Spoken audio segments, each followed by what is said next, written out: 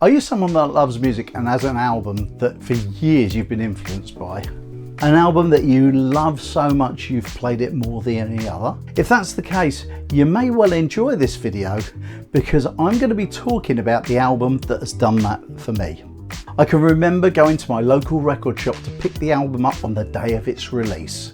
I'd been waiting for the album to be released as the artist Stevie Wonder hadn't released an album for 2 years, and as a big fan I couldn't wait for it to come out.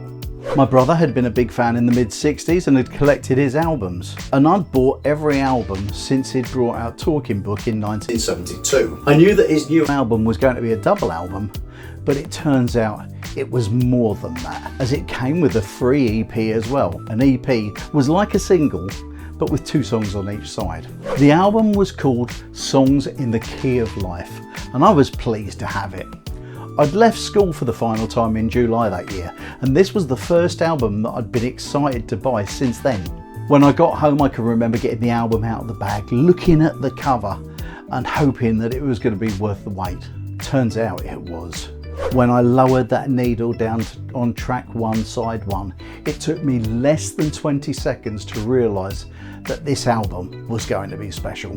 Those harmonies on the first 15 seconds of Love's in Need of Love Today grabbed me by the neck and pulled me in. For me, it was like a spiritual experience, and once Stevie started singing, I'd already decided that it was the best beginning to an album I'd ever heard. I wasn't disappointed. After 7 minutes of that first song, I was entranced. What followed was the most pleasurable musical experience of my life. As I sat reading the lyrics from the book that came with the album, it progressed through Have a Talk with God in a Village Ghetto Land, and then on into the instrumental track Contusion. I was hooked. Sir Duke was joyous. His tribute to Duke Ellington, and I remember thinking it would have to be a single, and it would be the following spring. I Wish, the first song on side 2, was to be the first single from the album, and it was already being played on Radio 1 even though it wasn't coming out till next month. Knocks Me Off My Feet followed, a beautiful ballad that still gets me when he starts singing those choruses. Pastime Paradise was up next, a song of social justice. That, years later, was covered by Coolio and changed to Gangster's Paradise and featured in the film Dangerous Minds, which starred Michelle Pfeiffer. Summer Soft was much lighter feeling, but it wasn't, and leads you on into Ordinary Pain, by which time for me this album was an emotional experience with all the highs and lows, and yet as sad as Ordinary Pain was, it sounded so lovely. And that rounded off the first album. Before I talk about the second album, please hit that like button if you're enjoying my little review. If you've got any comments, let me know down below, and let me know what album does it for you. The second album of the 2 set opens with a song of love to his daughter Aisha called Isn't She Lovely, and into Joy Inside My Tears, another ballad, and then I got slapped in the face with Black Man. Black Man talks about the achievements of people of all colours and how it's time the world was the same for all men. It's a hard-hitting song that doesn't hold back, and it's brilliant. There's a change of mood at the start of side 4, my favourite song on the album by a mile. It's a total celebration.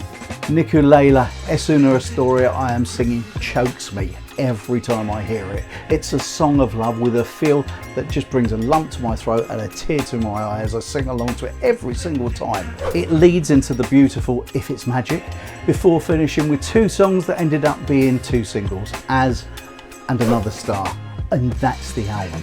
You then get an EP, which is as it is. It says it on the album, a Something's Extra. 4 extra songs. I've loved that album since the day I bought it. It's still an emotional experience for me, and I'll never ever hear an album that's made an impact like the Songs in the Key of Life has. Every time I hear it, it's like the first time. The only difference now is that I know all the words. I hope that you have an album that makes you feel the way I do about this one. And if you click up here, I'll tell you about the music of Stock, Aitken and Waterman. They topped the UK charts in the late 80s and I could not stand them. But now I love them.